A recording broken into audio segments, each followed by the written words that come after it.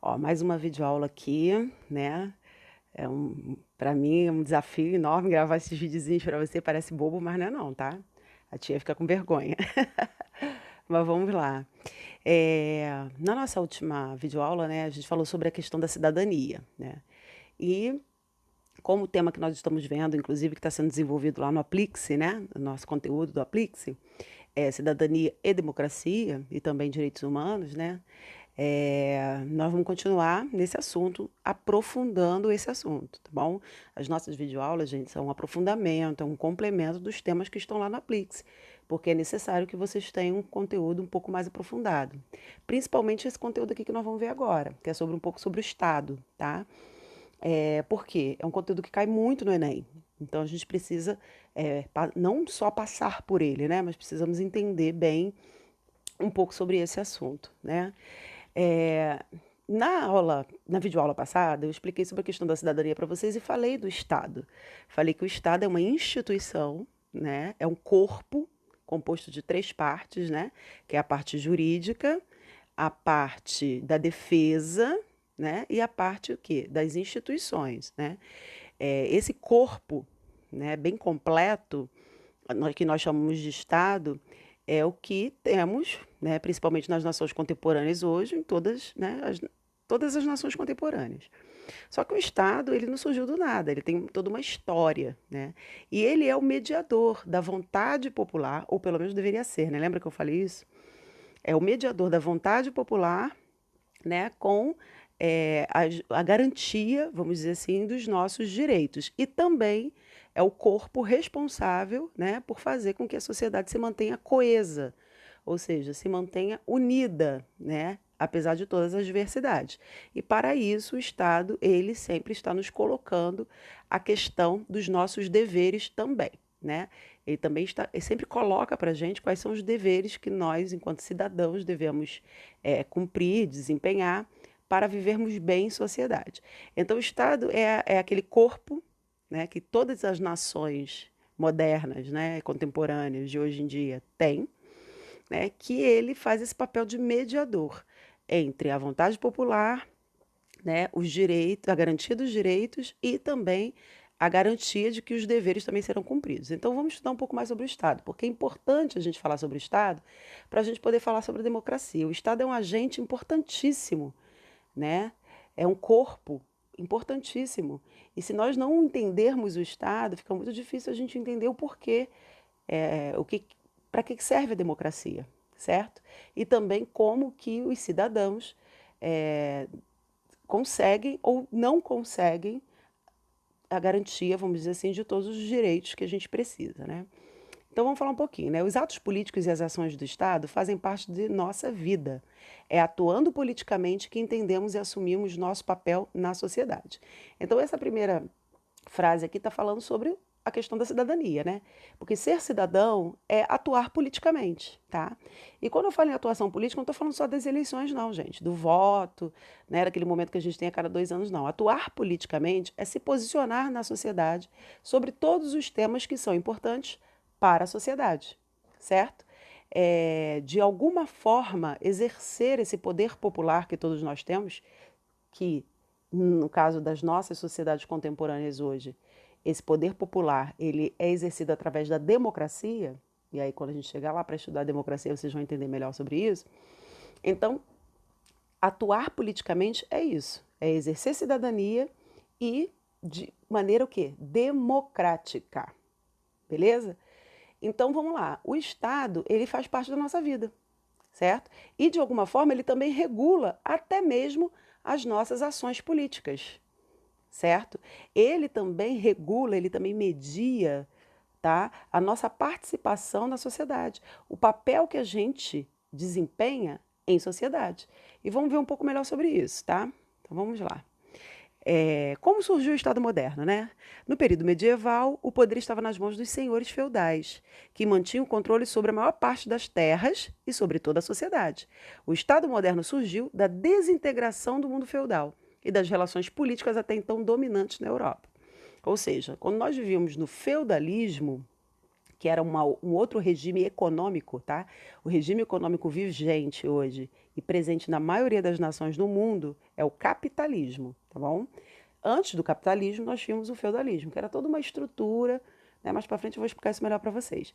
É toda uma estrutura, né, organizada, era uma estrutura de produção da vida, ou seja, de produção da subsistência, era uma estrutura econômica e material organizada, certo? Que tinha lá uma hierarquia, certo? Então você tinha o rei, o clero, a nobreza, e também tinha o quê? Os servos, né? Entre o clero, a nobreza e os servos, nós tínhamos também aí todo um corpo militar, né? Então, no feudalismo já começou o desenho do que seria o Estado moderno. A figura do rei, que era muito importante, como sendo um grande líder, né? Vamos dizer assim. A figura do corpo militar, que já é a figura do exército, né? Que protege as fronteiras e garante a ordem dentro de um território, né? E os servos, que é a grande maioria da população, a nobreza, que eram aqueles que orbitavam em torno do rei, muitos deles tinham privilégios, né, muitos privilégios econômicos, políticos, títulos e tal, mas eles não eram, vamos dizer assim, muito produtivos, né, eles não eram aqueles que atuavam para que a economia pudesse prosperar. E sim os servos, esses com seu trabalho pesado, trabalho forçado, que fazia a economia girar, né? É claro que o que caracterizou mesmo a mudança do regime econômico do feudalismo para o capitalismo foi o surgimento de uma nova classe, que é a burguesia, mas isso é um outro assunto que, nesse momento aqui, a gente vai se ater à formação do Estado, como ele surgiu. Mas para vocês entenderem que já no feudalismo já existia um embrião do Estado, o líder, o corpo militar, né? A igreja, na época, fazia esse papel jurídico, vamos dizer assim, e o povão, né? O povão que eram os servos. Então, a estrutura do Estado já estava mais ou menos organizada dentro da sociedade feudal. Claro, isso foi acontecendo ao longo de séculos, não foi de uma hora para outra, né? Mas vamos dizer que foi de lá que veio o Estado moderno, do feudalismo. A partir da desintegração do feudalismo, se organizou o Estado. A partir do século XIV, ocorreu um processo de centralização e concentração das Forças Armadas e do monopólio da violência, da estrutura jurídica, da cobrança de impostos, de um corpo burocrático para administrar o patrimônio público.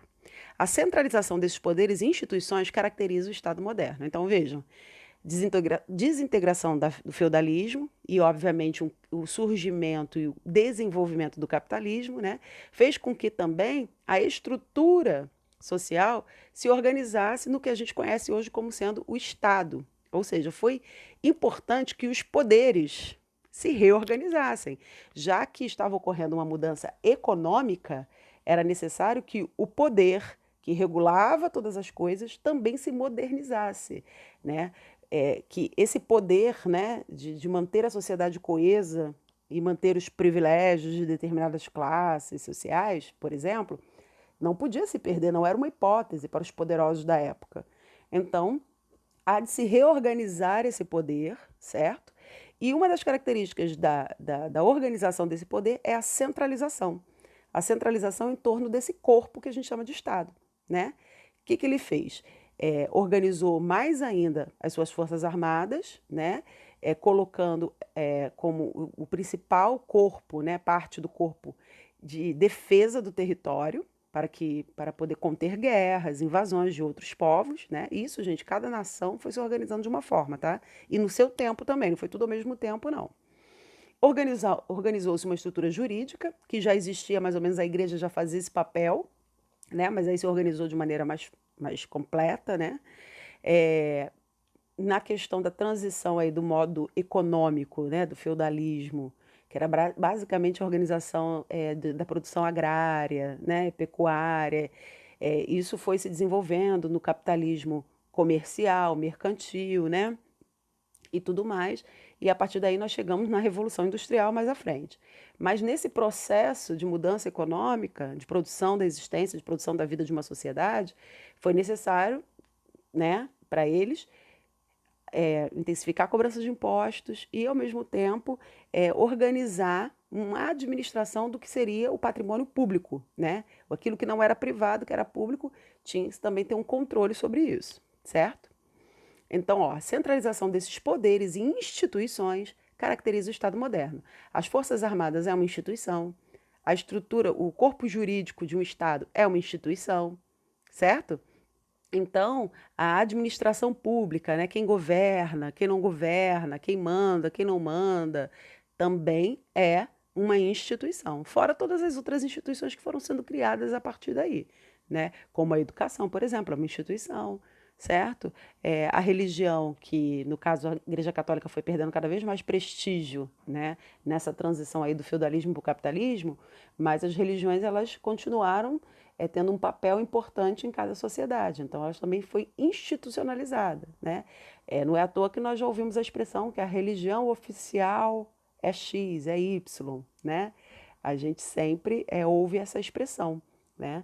Então, significa o quê? Que a religião também se tornou uma instituição, a cultura também se tornou uma instituição. Então, todas essas coisas foram sendo reguladas pelo Estado, foram sendo centralizadas, certo? E definidas em instituições para que houvesse o quê? Um controle da sociedade, né? Porque estava tendo a mudança econômica, ela estava acontecendo. Então, era necessário o quê? Tomar as rédeas, não deixar a coisa, né, descambar, vamos dizer assim, né? É uma palavra que quase ninguém usa, mas eu gosto de usar. Deixar a coisa correr solta, não. Então, foi um período de muita centralização, certo? O Estado absolutista, surgido no contexto da expansão do mercantilismo, teve seu ponto alto na França com Luís XIV, né? O Estado absolutista. O Estado assumia o controle das atividades econômicas, a responsabilidade de centralizar e praticar a justiça e de cuidar do contingente militar. Para financiar essas atividades, foram criados os impostos gerais. Então, gente, pensa nisso aqui, ó. O primeiro estado que surgiu foi o absolutista, que era governado o quê? Por reis, né? Então, repara nas características desse Estado: controle das atividades econômicas, responsabilidade de centralizar e praticar a justiça e cuidar do contingente militar. Ou seja, era um Estado bastante repressivo, que tinha essa preocupação que eu acabei de colocar para vocês, de manter as coisas sob controle, certo? Então, os impostos eles eram cada vez mais altos, cada vez mais cobrados. Para quê? Para financiar essas atividades, certo? Para que pudessem pegar pesado mesmo na defesa do território. Então, o Estado absolutista era um Estado liderado por um rei, ou seja, era um Estado monarca, né? E esse Estado ele tinha esse papel de manter as coisas sob controle, não deixar que essa nova classe que estava surgindo, chamada burguesia, tomasse também o poder político, porque eles estavam enriquecendo muito e cada vez mais eles estavam aumentando o seu prestígio, a sua importância na economia. Então, o que a burguesia queria? A burguesia queria o poder político, porque a burguesia não vinha é, da, ela não vinha da nobreza, ela não era de linhagem de sangue azul, como a gente costuma ouvir em filmes, né? Não eram nobres, eram homens comerciantes, certo?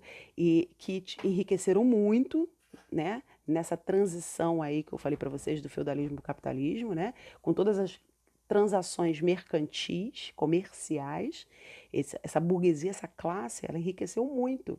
Então, ela começou a ter muito prestígio econômico e começou a querer organizar para ter também poder político. Então, o Estado ele surgiu meio que nessa necessidade de conter essa classe social, né? E aí vocês já podem começar a pensar, bom, o Estado surgiu para conter a burguesia e o povão nessa história toda continuava sendo explorado, continuava trabalhando com a burro de carga, né, vamos dizer assim, para enriquecer os mais nobres, para enriquecer inclusive a burguesia. Então, nesse momento, gente, não tinha democracia, não tinha cidadania, não tinha nada. Né? Os cidadãos eram aqueles que tinham prestígio, que tinham dinheiro, e mesmo assim, nesse momento aqui, no caso, a burguesia tinha prestígio, tinha dinheiro, mas não tinha ainda acesso à política, ao governo, ainda não tinha. Eles estavam querendo, estavam lutando por isso. E o povão continuava explorado, continuava alienado, continuava longe de poder exercer o poder popular, a vontade política. Beleza? Vamos continuar aqui. Ó. Já vimos o Estado absolutista. O absolutismo colocou frente a frente os interesses da nobreza e do clero e os interesses da burguesia, a classe social em ascensão nessa época, ó. Naquela época, né? O que eu falei para vocês agora.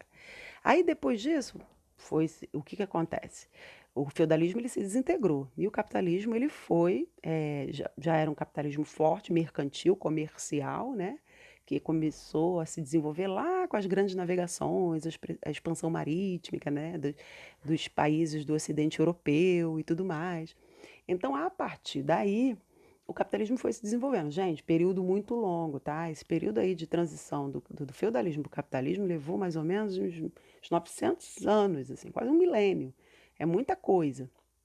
É, mas o capitalismo ele foi se desenvolvendo, né? E o ponto máximo dessa mudança econômica veio com a Revolução Industrial, né? Obviamente o Estado ele também foi se reorganizando, foi mudando, né? De acordo com o que a sociedade muda, o Estado também foi mudando, foi se aperfeiçoando, né? Para poder sempre com o objetivo de quê, gente? Manter o controle, manter a coesão social, tá bom? E os privilégios daqueles que, né? Mais ganham com isso, tem dinheiro, né? Então, o que é o Estado liberal? Ó, o liberalismo emergiu já no século XVII, quer dizer, a gente já pulou do século XIV para o século XVII. Olha quanto tempo aí, ó, desenvolvimento do Estado. Como reação ao absolutismo, ou seja, ele veio para substituir o absolutismo, né? Tendo como valores primordiais o individualismo, a liberdade e a propriedade privada. Gente, aqui o capitalismo já estava consolidado. Aqui já tinha rolado Revolução Industrial, Revolução Francesa. Então, aquele Estado absolutista não tinha mais nada a ver. Quem é que já estudou a Revolução Francesa, né? E sabe que uma das primeiras providências quando se fez a Revolução foi cortar o pescoço da família real francesa, né? Foi decapitar mesmo, matar todo mundo. Por quê? Porque era uma nova ordem que estava surgindo. Veja, o Estado não estava acabando, ele estava modificando, ele estava se atualizando, certo? O Estado liberal apresentou-se como representante de toda a sociedade, promovendo a separação entre o público e o privado. Ou seja, a partir do momento que o capitalismo se consolidou, é, essa ideia de propriedade privada, ela também se consolidou, certo? Não existia mais a coisa pública, mudou, né? Agora era público e privado, certo? Então há de se ter política para preservar o que é privado. Gente, nessa história toda, o povão continua explorado, tá bom? Porque eles não tinham direito à propriedade privada. A burguesia, sim, mas o povão não tinha, certo?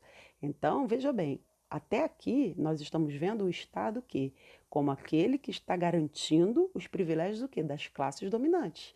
A grande massa da população que faz parte das classes populares, essa grande massa ainda continuava sem os seus direitos e mais, sem poder exercer cidadania, sem poder lutar por direitos. Mas deveres eles tinham aos montes, porque o Estado impunha deveres e deveres pesados, principalmente de ordem econômica, impostos altíssimos, muita exploração. Isso continuava assim para o povão, né? Ou seja, a desigualdade muito, muito alta, muito forte, né? Não é só desde hoje, gente, que nós temos desigualdade social, não. Ela já acontece há muito tempo, né? A gênese da desigualdade social está lá desde que as sociedades se dividiram em classes sociais. E algumas classes ficaram privilegiadas e outras subalternas, né? Exploradas mesmo. Então isso só vem se desenvolvendo ao longo de séculos na história da humanidade, tá? Isso não é novidade, desigualdade não é novidade de hoje. E aqui a gente já está conseguindo enxergar melhor essa desigualdade, né? Que também já vem desde a instituição também do Estado moderno, do Estado absolutista. Então vejam, o Estado ele não garante o fim da desigualdade, muito pelo contrário. Ele é um ente, é um corpo, certo? Que está a serviço da manutenção dos privilégios, tá bom? Politicamente, o Estado liberal se fundamentava na ideia de soberania popular. O parlamento é, assim, sua instituição central. Veja, primeira vez que se fala sobre soberania popular. O Estado liberal, na ordem política, no que diz respeito ao governo, tá? Já não cabia mais a ideia de ter um rei aqui. A monarquia acabou ficando um regime meio que de... eu não posso falar que é de enfeite, porque na Inglaterra, por exemplo, a família real inglesa tem um papel diplomático e governamental forte, embora o país seja governado pelo parlamento, né, a figura do primeiro-ministro ela é muito importante, mas a família real inglesa ela tem um papel muito importante. Então, assim, não vou dizer que a monarquia acabou, que ela sucumbiu, que ela deixou de ter um papel importante. Não, mas ela deixou de ser, sim, o regime de governo dominante. Né? E aí, com a Revolução Francesa, era necessário o quê? Instituir um poder popular. Olha que legal. E para ficar popular mesmo, vamos montar o quê? Um parlamento. Ou seja, vamos colocar o poder nas mãos de cidadãos, certo? Então vamos fazer o parlamento ser uma instituição central de governo dentro do Estado. Então, gente, o que vocês precisam entender? O Estado ele é um corpo. Ele é composto pelo governo, ele é composto pelas leis, que é do corpo jurídico. Ele é composto pelas Forças Armadas, que tem o monopólio da violência física, ou seja, que serve para poder manter o território seguro, né, livre de invasões. E ele tem todas as outras instituições que vêm abaixo dele, que servem o quê? Para regulamentar a sociedade. Então, como o Estado tem esse poder de regular a sociedade, de mediar, ele se coloca entre a vontade popular, certo? E o pleno exercício de deveres e também o pleno gozo de direitos. Ele se coloca como mediador. E até aqui, só de observar esses dois tipos de Estado, o que vocês já estão percebendo? Que ele é contraditório. Embora ele exista para todos dentro de uma nação, a prioridade do Estado são as classes dominantes, né? Aqui nós já passamos do século XIV para o século XVII, já vimos dois tipos de Estado e até agora o que vocês puderam perceber? A manutenção das desigualdades e a manutenção dos privilégios de determinadas classes sociais. Então o Estado ele existe para todos, porém ele não tem a todos como prioridade. Então para fechar esse videozinho, senão ele vai ficar muito longo, o que vocês precisam entender? Quem compunha esse parlamento? Era o grande povo? Era o servo? Era o proletário? É aquele que trabalha lá na fábrica de tecidos? É o lavrador? Não. São aqueles que estão na classe que nesse momento histórico já estava dominando, que é a classe burguesa. São os donos das fábricas, os grandes empresários, os grandes comerciantes. São esses que vão formar o parlamento. São esses que vão para o governo para garantir o quê? A manutenção dos seus privilégios, certo? Então a gente não pode deixar de entender isso. É muito importante nós entendermos o papel do Estado, porque senão a gente não vai entender o porquê que é tão difícil ser cidadão, exercer cidadania, conquistar e ter e manter direitos humanos e, ao mesmo tempo, no exercício dos nossos deveres, a gente não consegue entender como tem tanta injustiça, como tem ainda coisas que vamos dizer assim, não são legais, né, para a nossa sociedade. Então, deveres que uns cumprem, outros não. Punições, né, pelo não cumprimento de deveres que para uns é de um jeito, para outros é de outro.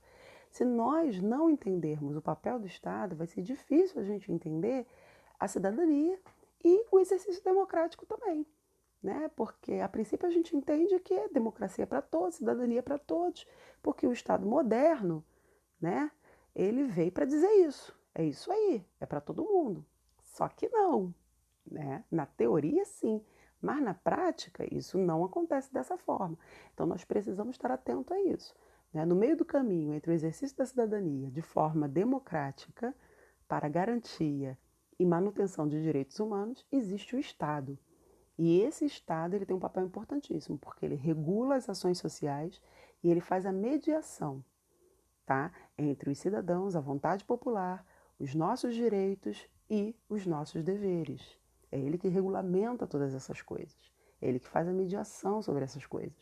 Então, se a gente não entender o papel dele, a gente não consegue entender o porquê que nós temos hoje tanta luta para o exercício da democracia acontecer de fato.